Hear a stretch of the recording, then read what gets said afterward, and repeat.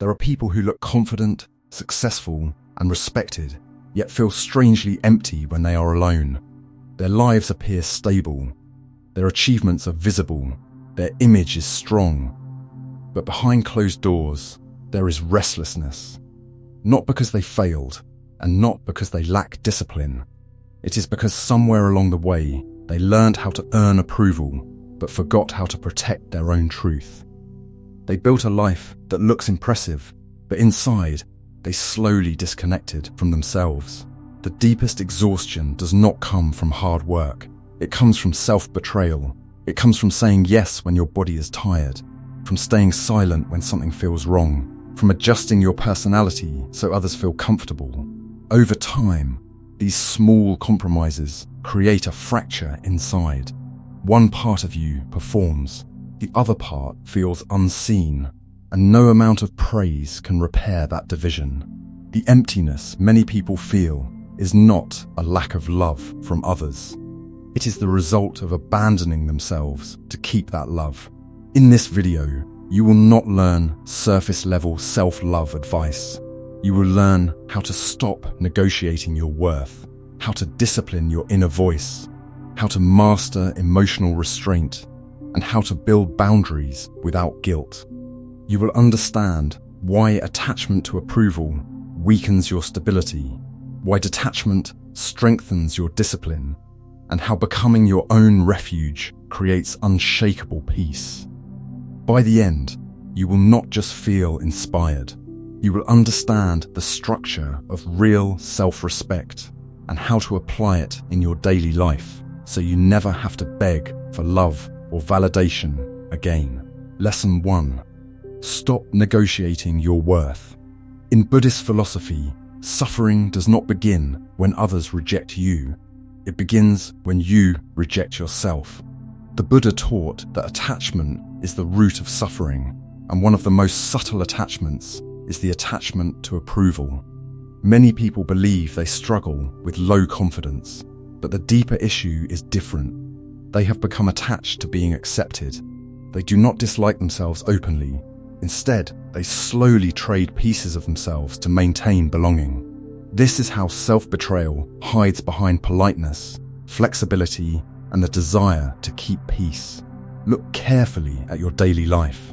How often do you say yes when your body is asking for rest? How often do you smile at words that felt disrespectful just to avoid discomfort? How often do you remain in rooms where your spirit feels smaller, quieter, restrained? These are not dramatic acts of self-hate. They are small negotiations. In each moment, you choose harmony over honesty, approval over alignment. Buddhism teaches that when the mind acts against its own truth, inner conflict arises. One part of you performs to survive socially, another part withdraws in silence. This inner division is the beginning of unrest. The Buddha described the middle way as balance, not self-denial. To constantly adjust yourself for others is not compassion, it is imbalance. True compassion includes yourself. When you cling to belonging, you give the world control over your peace. When you release that attachment, dignity returns. You begin to act from inner stability rather than external reaction. You no longer chase validation because your worth is not being measured by the room. Self-respect in Buddhism is not ego, it is right alignment with your own nature. When you stop negotiating your worth, something shifts quietly. You may lose certain approvals, but you gain clarity. You may disappoint some expectations, but you restore inner unity. And when the mind is no longer divided against itself, peace becomes steady. Belonging is uncertain. Alignment is stable. The moment you choose alignment, suffering begins to loosen its grip. Lesson 2. Discipline your inner voice.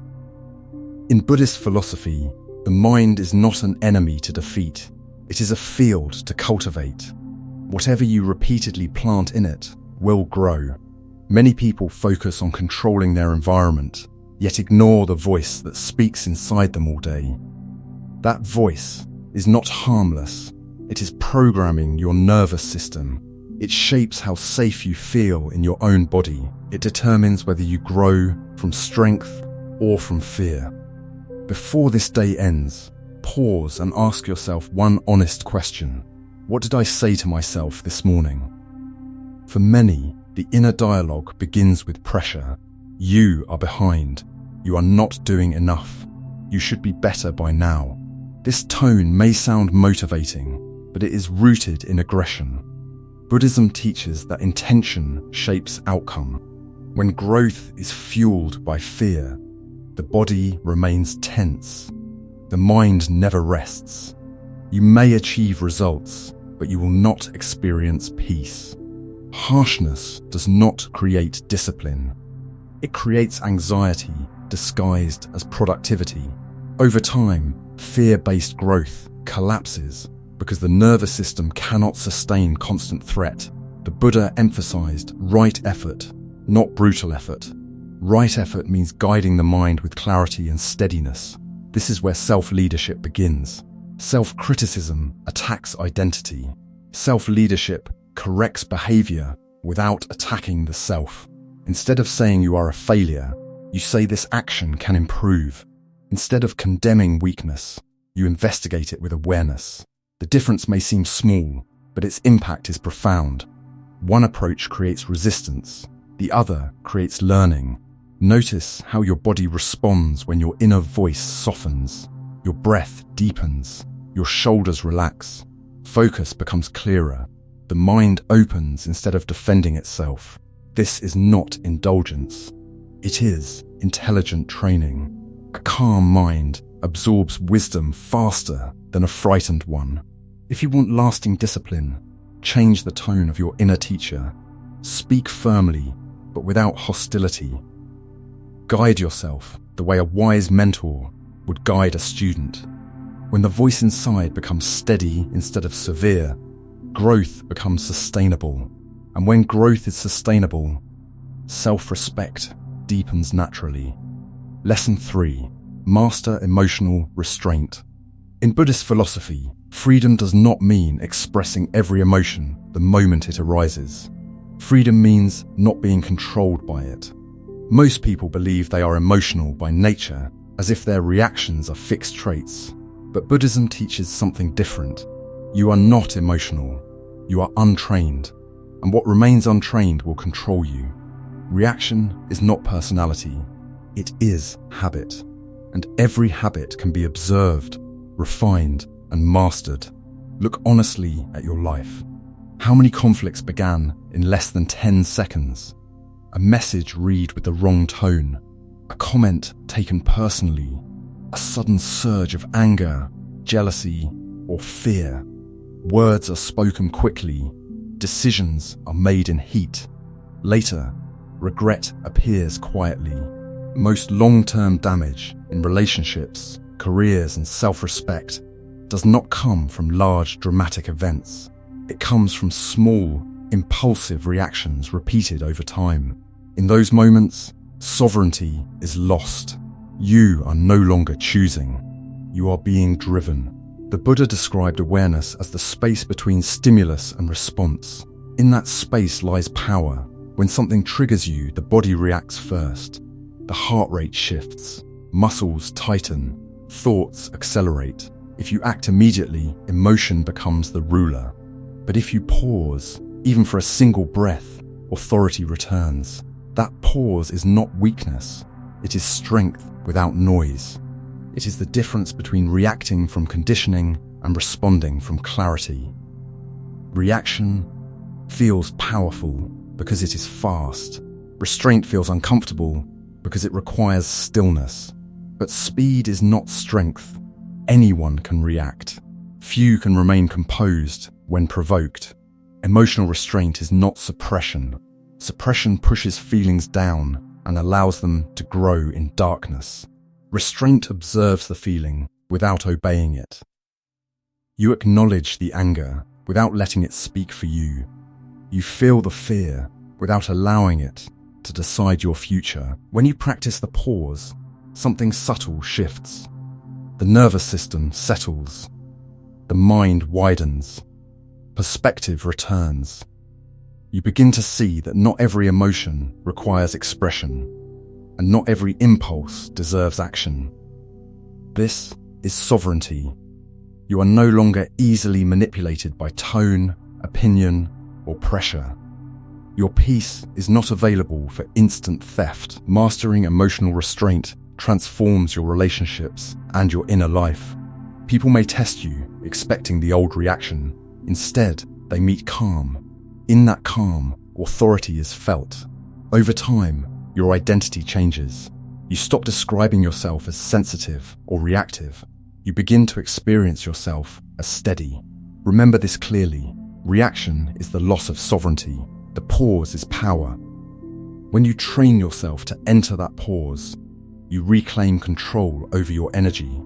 And when your energy is no longer driven by impulse, peace becomes stable instead of temporary. Lesson 4.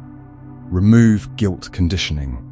In Buddhist philosophy, not every feeling is truth.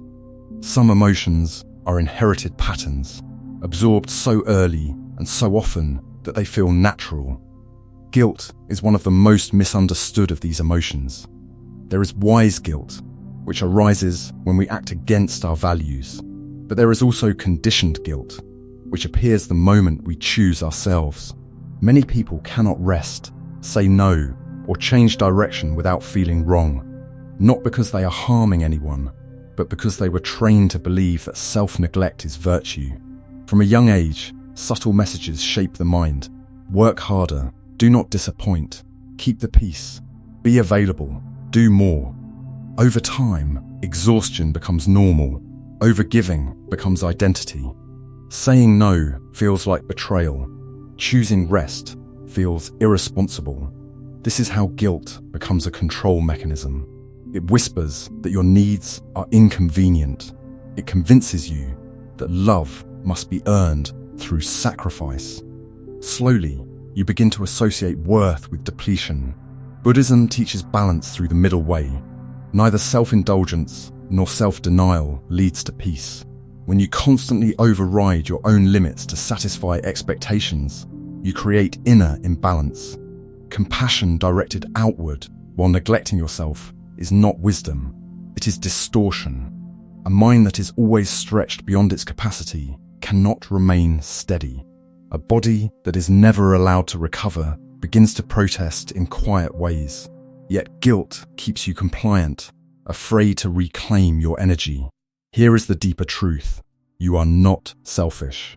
You are unconditioned for freedom.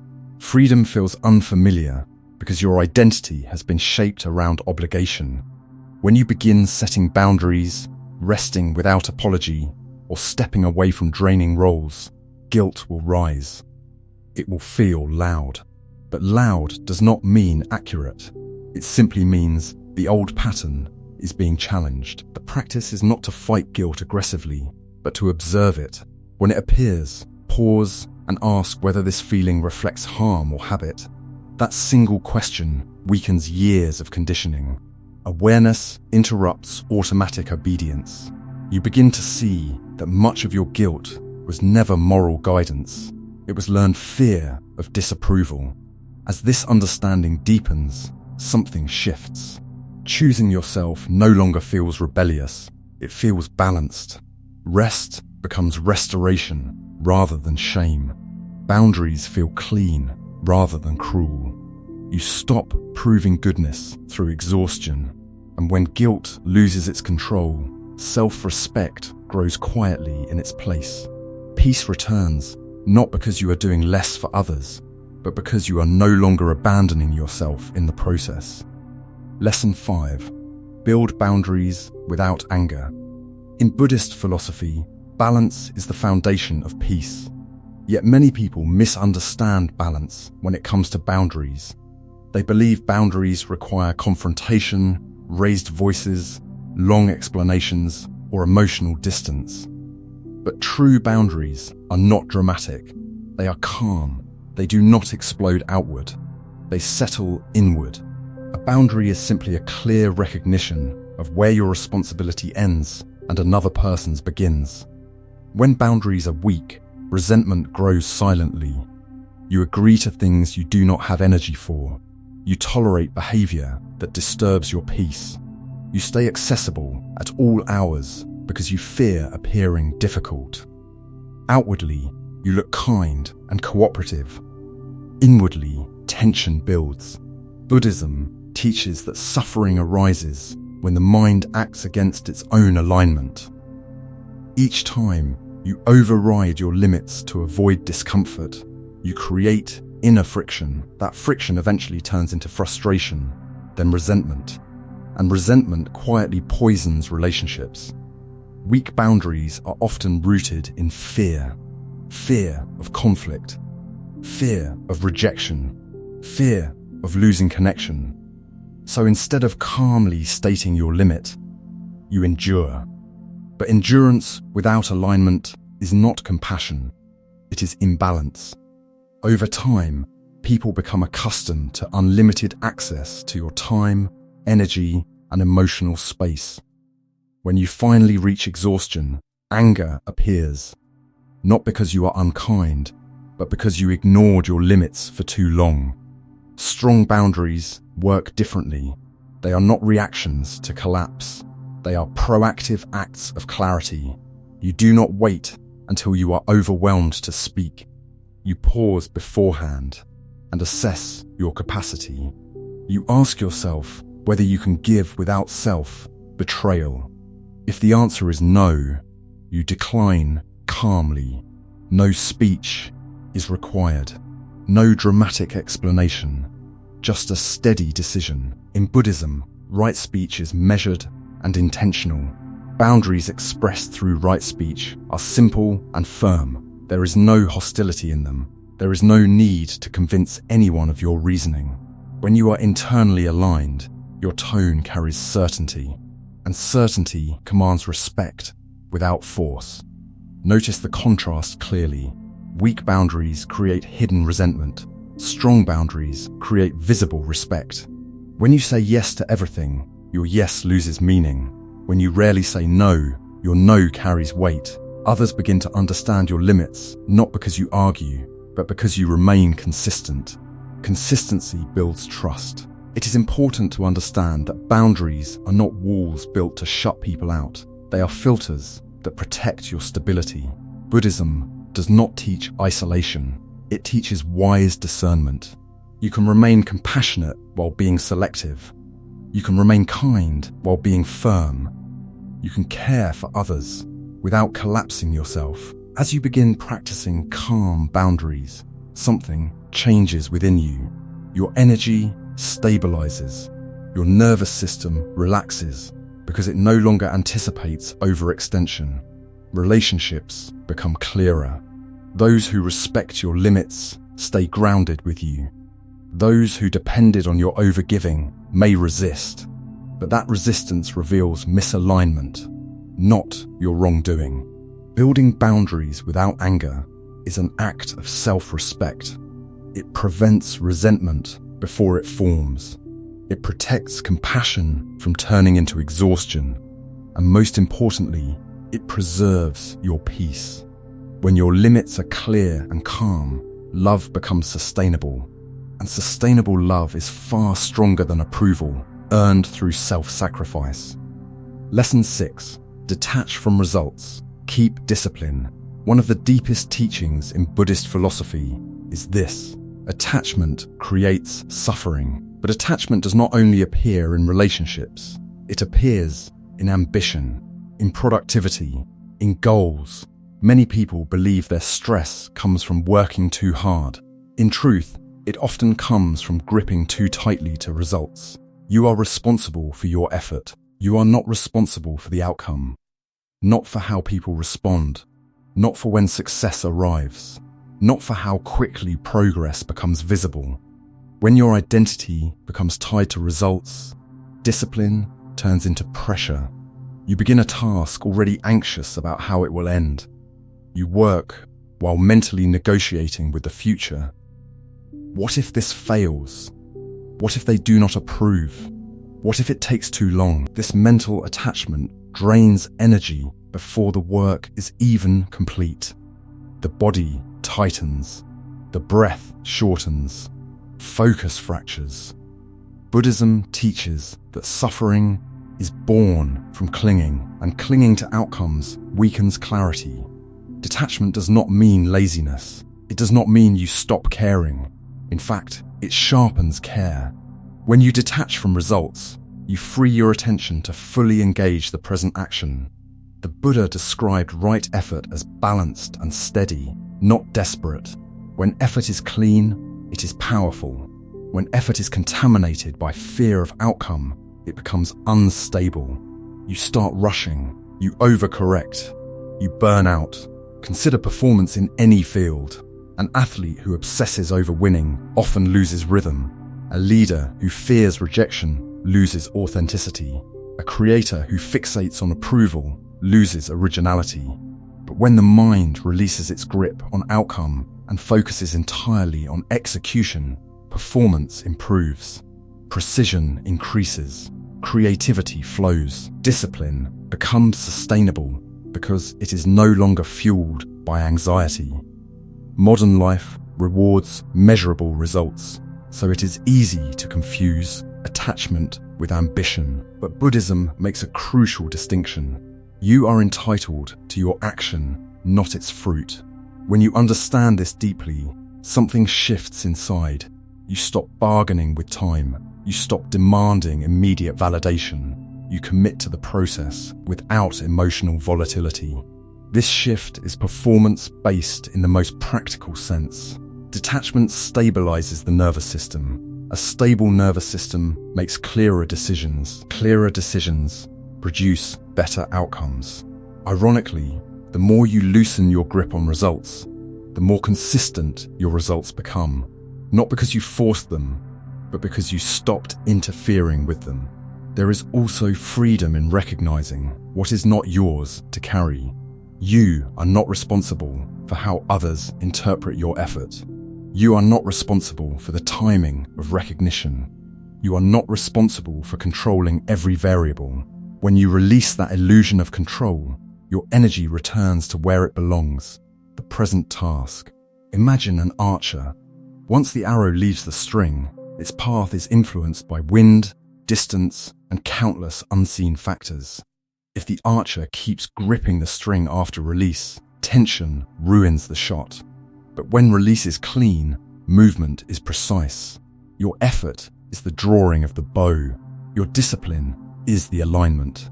The outcome is no longer in your hands.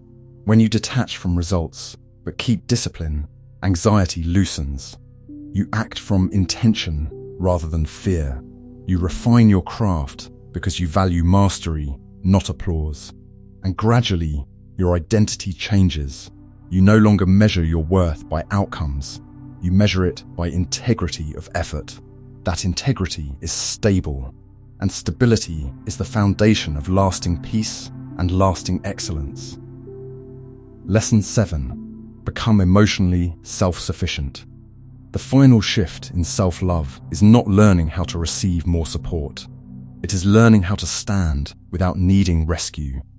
In Buddhist philosophy, refuge is not found in people, praise, or certainty. True refuge is internal. As long as your stability depends on someone understanding you, approving of you, or staying with you, your peace remains fragile. The moment they withdraw, doubt rushes in. This is why emotional self-sufficiency is not isolation. It is sovereignty. Many people struggle to walk away quietly. They feel the need to explain their boundaries, justify their decisions, or defend their need for space. But when your mind is aligned, clarity does not argue. Over-explaining often reveals hidden dependence. It signals that you are still seeking permission for your peace. Buddhism teaches right intention and right action. When something no longer aligns with your well-being, you step away calmly. No performance, no hostility, no emotional invoice, just movement guided by awareness. Letting go is part of this strength. Attachment convinces you that holding on proves loyalty. In truth, Clinging often proves fear. You cling to roles that once gave you identity. You cling to relationships that once made you feel secure. You cling to old versions of yourself because they are familiar, but what once protected you may now restrict you. Emotional self-sufficiency requires releasing what no longer supports growth, not dramatically, but decisively. When you stop seeking rescue, your posture changes. You no longer wait for someone to fix your mood, validate your worth, or calm your anxiety. Instead, you turn inward. You regulate your breath. You observe your thoughts. You remind yourself that feelings rise and fall. This is becoming your own refuge. It is not coldness. It is steadiness. You can still love deeply, but you do not collapse when love shifts. There is power in this state. You are no longer easily manipulated by withdrawal or approval. Silence does not frighten you. Distance does not destabilize you. Criticism does not define you. Because your base is internal, not external. This does not mean you reject connection. It means you choose it freely, not desperately. Walking away without explanation becomes natural when you understand that your peace does not require universal agreement. Letting go becomes lighter when you realize you are not losing yourself, but returning to yourself. And refuge becomes stable when you stop searching for it outside your own awareness. This is the climax of self-respect. When you stop seeking rescue, you become unshakable. Challenges still arise. Loss still happens. Opinions still circulate. But you remain grounded. You remain centered. You remain intact. And when you carry your own refuge within you, nothing external can permanently disturb your peace. One day, someone will test your boundaries. Not loudly, not dramatically, just enough to see if the old version of you is still there. The version that overextended, the version that explained too much, the version that chose belonging over alignment. But they will meet someone different. They will meet someone who pauses before answering, someone who no longer rushes to prove their worth, someone who does not feel the need to justify rest, defend silence, or negotiate peace. They will meet someone steady, grounded, clear. And in that clarity, there will be no anger, no performance, just quiet authority. There was a time when you chased approval because you feared being alone.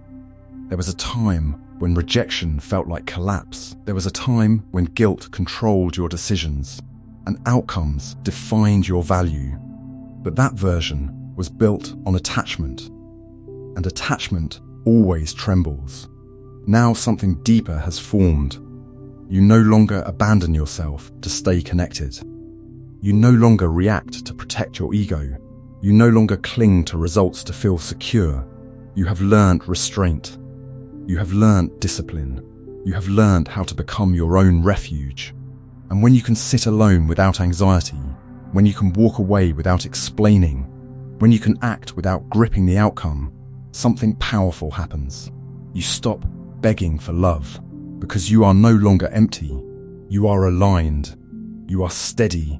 You are home within yourself.